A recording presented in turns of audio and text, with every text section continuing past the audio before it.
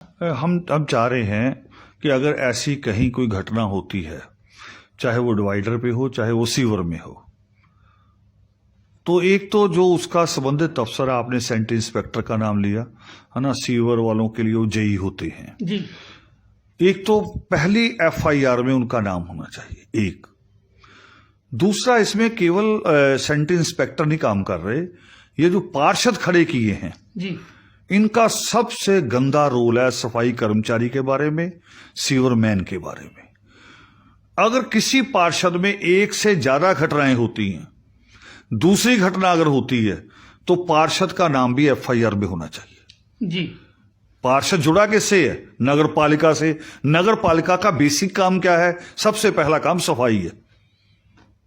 सड़कें बनाना, नाली बनाना, ये बाद के काम है, बाद की बात। पहले सफाई है।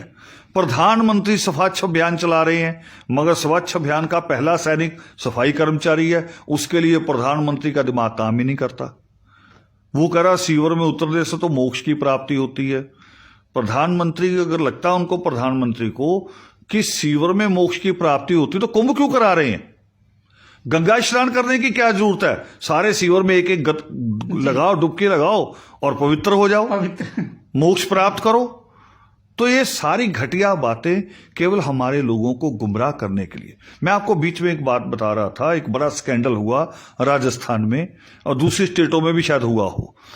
पिछली सरकार ने किया, वसुंधरा सरकार ने, उन्होंने एक लॉटरी सिस्टम निकाला सफाई कर्मचारियों की नियुक्ति का। आप हैरान होंगे कि जो 8 से 10 साल से काम कर रहे हैं उनके नाम नहीं आए, और जो बच्चे जिन्होंने इंटर पास किया हुआ, हमारे बच्चों ने एमए पास, उनके नाम आए हैं। एक हैरानीजनक बात बता रहा हूं सब लोगों को। पहले तो मैं अपने उन नौजवानों को कहना चाहता हूं, उनको बेशर्मी को खत्म करें। एमए पास को सफाई कर्मचारी नौकरी अप्लाई क्यों की? जी, हमारे अभी गलती है, मगर सरकार ने उनके नाम आए हैं लॉटरी में। जो 10 साल से काम कर रहे हैं वो अभी भी कच्चे रहेंगे, उनका नाम नहीं आया पक्का करने में। तो ये एक अपनी लॉटरी से नहीं हुआ, ये एक बड़ी साजिश है जी, इसी कौम को वहां फंसाए रखने की। और हमारा नौजवान जा जाके उसमें फंस रहा है। फंस इसलिए रहा है कि उसको शर्म नहीं है इस काम के साथ, उसमें हिम्मत नहीं जुटा रहा। बिना वजह कहते हम मार्शल कौम है। मार्शल कौम हो तो इंटर पास ही बहुत होता है। मार्शल कौम अगर हो तो गांधी 10वीं क्लास में 3rd डिवीजन थे और बिना किसी सेहत के थे, कोई मसल नहीं थे। जी। एक आदमी बहुत होता है। आप मार्शल कौम नहीं है।